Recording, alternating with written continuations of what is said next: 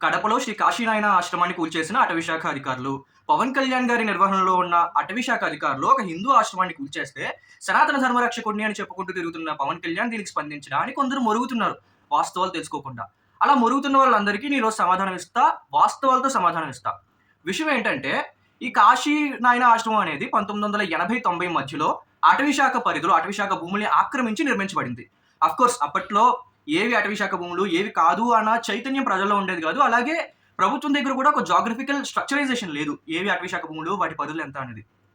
So అది నిర్మించబడింది, అది వాళ్ళకి తెలిసే నిర్మించారు, ఆక్రమించి నిర్మించారు అని నేను బ్లేమ్ చేయట్లేదు. భక్తులు వెళ్తున్నారు, పూజలు చేస్తున్నారు, వస్తున్నారు, ఇదంతా చాలా సాధారణంగా జరుగుతూ వచ్చింది.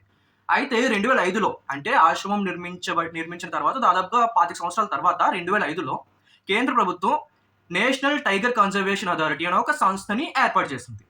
ఈ సంస్థ దేశవ్యాప్తంగా ఉన్న కొన్ని టైగర్ జోన్స్ని గుర్తించింది. ఈ టైగర్ జోన్స్ ఏంటంటే, ఎక్కడైతే అంతరించిపోతున్న మన దేశ పులులు ఎక్కడైతే సంచరిస్తున్నాయో ఆ ప్రదేశాలను అన్ని గుర్తించి టైగర్ జోన్గా పరిగణించింది. ఈ టైగర్ జోన్లోకి మనుషులకి, సామాన్య ప్రజలకి, సామాన్య పౌరులకి అనుమతి లేకుండా కొన్ని నిబంధనలు పెట్టింది. కేవలం అటవీశాఖ అధికారులు మాత్రమే ఈ టైగర్ జోన్లోకి అనుమతించబడేలాగా.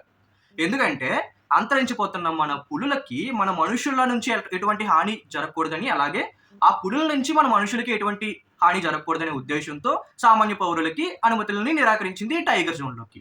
ఈ కాశీనాయన ఆశ్రమం అనేది ఈ టైగర్ జోన్లోనే నిర్మించబడింది. అయితే 2019లో ఈ ఆశ్రమాన్ని ఇంకో 13 హెక్టార్లు ఆక్రమించి విస్తరింపజేయాలనుకున్నారు. ఇలా విస్తరించాలనుకున్నప్పుడు అప్పుడు నేషనల్ టైగర్ కన్జర్వేషన్ అథారిటీ కన్ను ఈ ఆశ్రమంపై పడింది. వెంటనే వీళ్ళు సమాచారం మొత్తం సేకరించిన తర్వాత ఆంధ్రప్రదేశ్ ప్రభుత్వానికి ఒక నోటీస్ పంపించారు.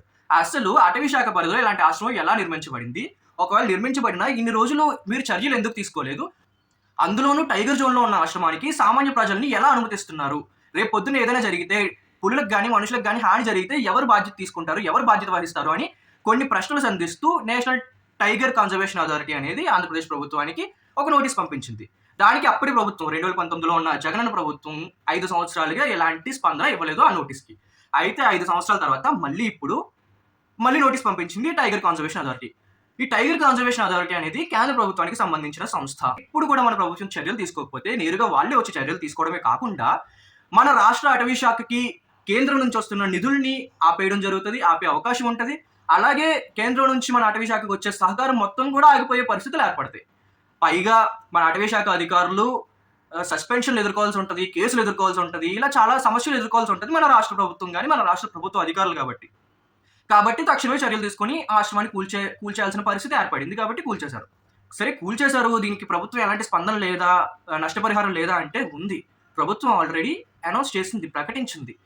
ఈ ఆశ్రమం ఎంత ప్రదేశాన్ని అయితే ఆక్రమించి అటవీ శాఖ భూముల్లో కట్టడం జరిగిందో దానికి మించిన ప్రదేశాన్ని అటవీ శాఖ భూముల బయట ప్రభుత్వ స్థలాన్ని కేటాయించి ఆశ్రమాన్ని పునర్నిర్మిస్తామని ప్రభుత్వం ప్రకటించడం జరిగింది. కానీ ఈ విషయాన్ని ఎవరు బయట చెప్పట్లేదు. ఇప్పటి వరకు ఈ ఆశ్రమం అనేది ఒక ప్రైవేట్ ఆశ్రమంగానే, ఒక ఇండివిజువల్ ఆశ్రమంగానే ఉంది. కానీ ఇప్పటి నుంచి దేవాదాయ శాఖ గుర్తింపుని ఈ ఆశ్రమానికి కల్పించి దేవాదాయ శాఖ పరిధిలోనే, దేవాదాయ శాఖ నిధులతోనే ఈ ఆశ్రమాన్ని ఇప్పుడు పునర్నిర్మించడం జరుగుతుంది. పునర్నిర్మాణం జరిగిన తర్వాత యథావిధిగా ఆశ్రమంలో ఇప్పటివరకు ఎలాంటి యాక్టివిటీస్ అయితే అవుతున్నాయో అవన్నీ మళ్ళీ అవుతాయి.